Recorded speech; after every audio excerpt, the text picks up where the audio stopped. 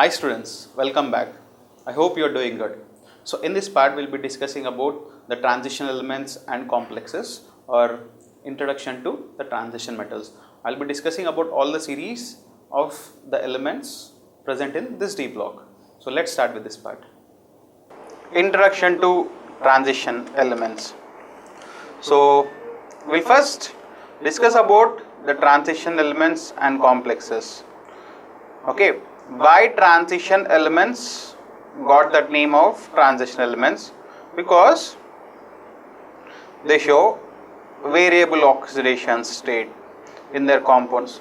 So this is the first very important point why generally D block elements are called transition elements. The first important property is that they show variable oxidation state.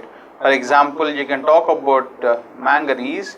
Manganese have plus 2 oxidation state, plus 4 oxidation state, plus 7 oxidation state. Fe has plus 2 oxidation state, plus 3 oxidation state. Copper consists of plus 1 oxidation state and plus 2 oxidation state.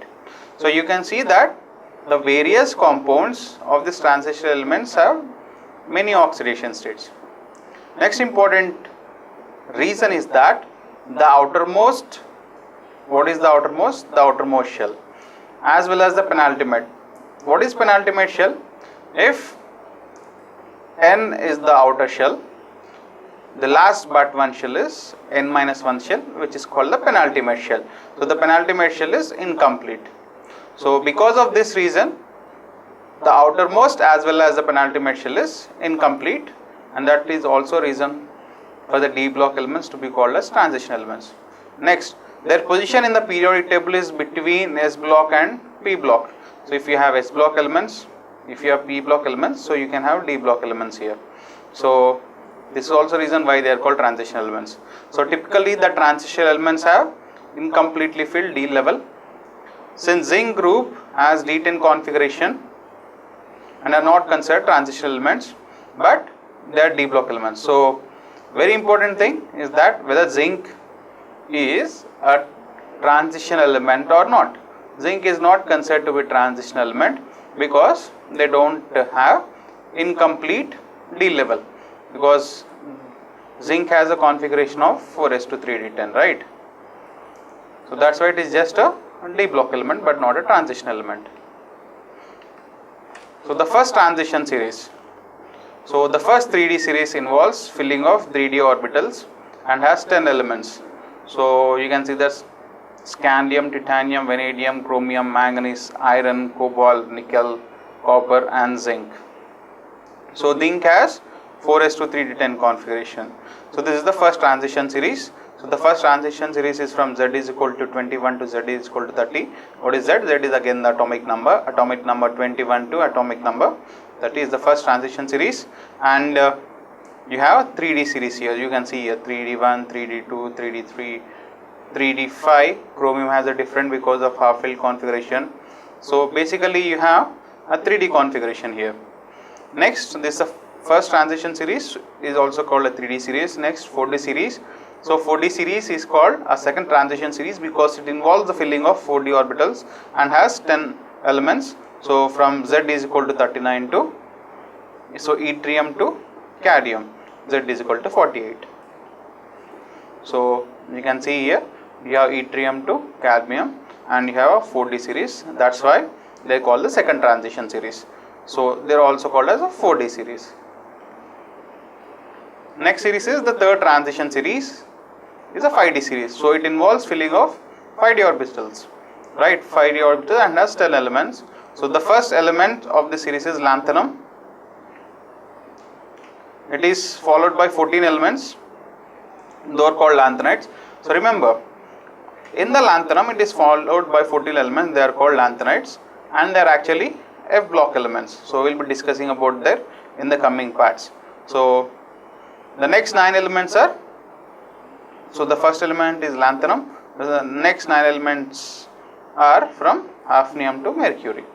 So mercury atomic number is 18. This is an important thing to know.